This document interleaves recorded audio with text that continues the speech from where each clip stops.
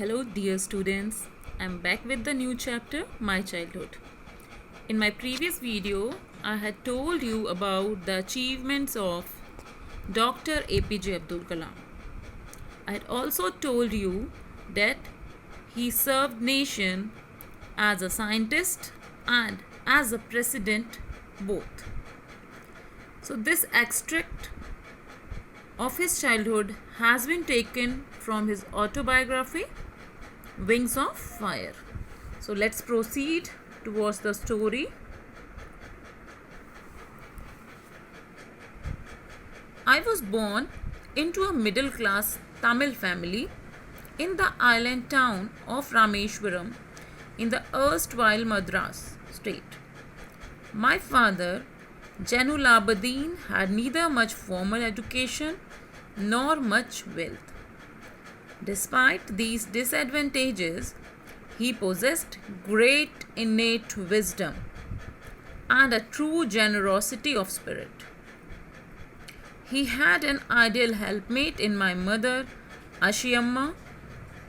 I do not recall the exact number of people she fed every day, but I am quite certain that far more outsiders ate with us than all the members of our own family put together.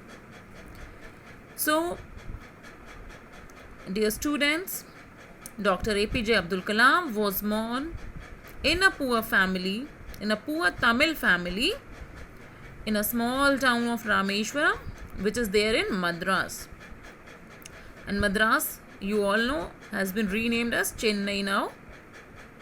And his father was Janulabadin. He was not very much qualified, and he was not rich. Means he belonged to a middle class family, or we can say a poor family, because they had to suffer from financial crisis. And despite these disadvantages, means despite the lack in education, formal education, he had innate wisdom. Innate wisdom means he was quite intelligent and wise, and he was generous also. Generous means he was very helpful to the people. And the mother of Dr. Abdul Kalam was Ashiyamma, and she also used to support his husband equally. The family served many people on a regular routine. Many outsiders ate with the family members daily, and Ashiyamma happily prepared the meal for all of them.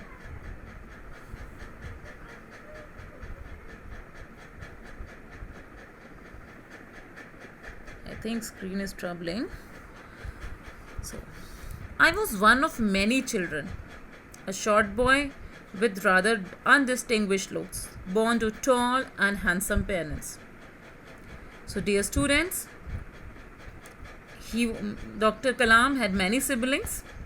His parents were also tall and handsome, but you would have seen a picture of Dr. APJ Abdul Kalam. He was a height of middle height. He actually had a middle height, and his looks was also not very prominent. He had a dark complexion, though we all admire him due to his personality. He had a fascinating personality, but not during his childhood. He had to struggle hard to polish his personality. So, while proceeding towards the next line, we lived in our ancestral house, which was built in the middle of the 19th century. So their house was also not very well to do. It was an ancestral house, so it was very poor. It was very old house. It was a fairly large pakka house made of limestone and brick on the Mosque Street in Rameshwaram. So their house was a pakka house which was made of limestone and brick, and it was situated on the Mosque Street in Rameshwaram. My austere father used to avoid all inessential comforts and luxuries. So his father was a simple man, he was a sober man. So he was not in favor of having inessential comforts or luxuries in the house.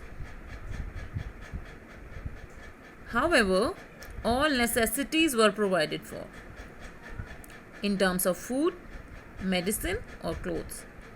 So the family was a poor one, but not so poor that they could not afford the basic need for life, which is food, medicine, or clothes. In fact, I would say mine was a very secure childhood, both materially and emotionally. So, Dr. Kalam appreciated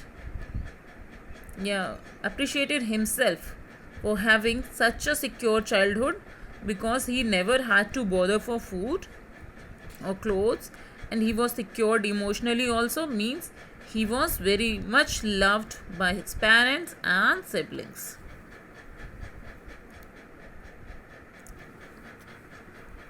The Second World War broke out in 1939 when I was 8 years old. For reasons I have never been able to understand, a sudden demand for tamarind seeds erupted in the market. So in 1939 there was a world war, Second World War, and at that time Dr. Kalam was 8 years old. And during that period, the demand of tamarind seeds, means the imli seeds, rises highly in the market.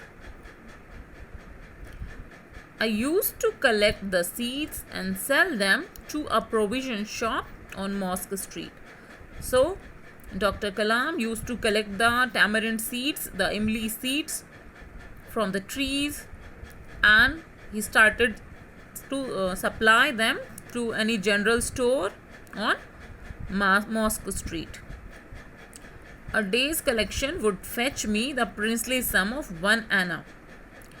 And in a day he was able to earn 1 anna. So he started earning by selling the tamarind seeds or the imli seeds. My brother-in-law Jalaluddin would tell me stories about the war, which I would later attempt to trace in the headlines in Deen Amani. So his brother-in-law narrated the story of the war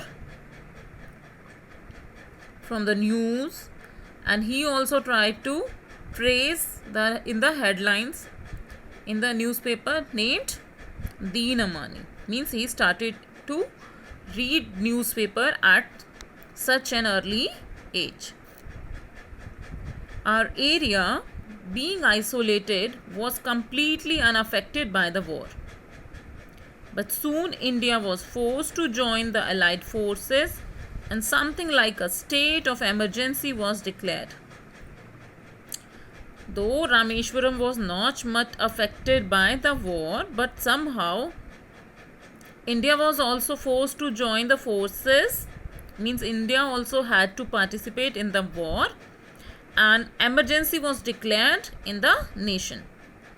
So the first casualty came in the form of the suspension of the train halt at Rameshwaram station.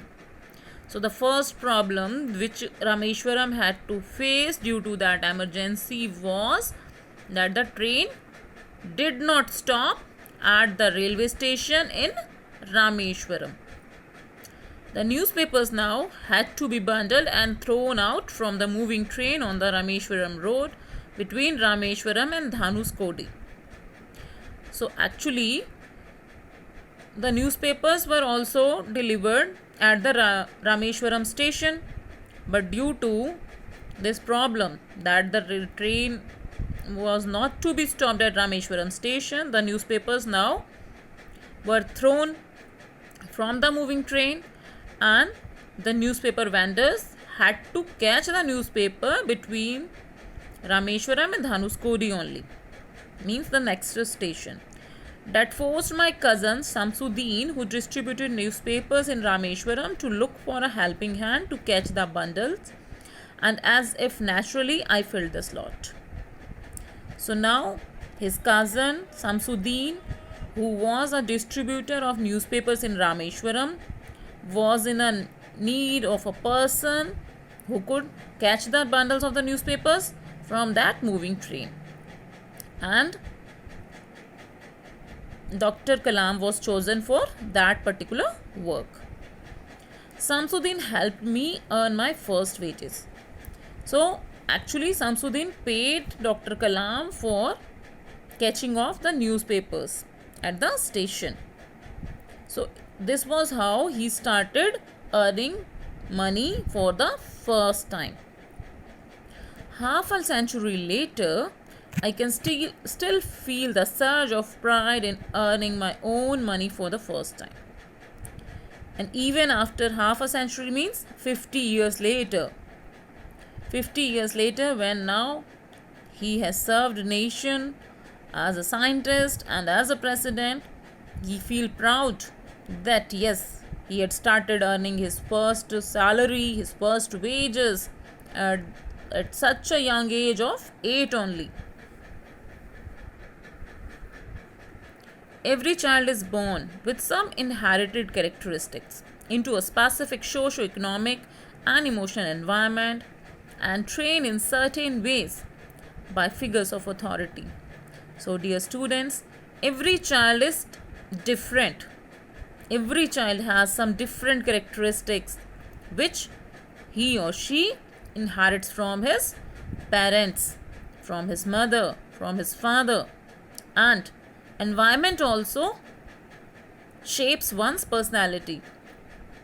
Every child becomes a different person due to the socio-economic condition, that how the society behaves with how his economic condition is, means how well he could financially afford the system or the lifestyle, and how emotional support he gets from his family, from his relatives, from his friends.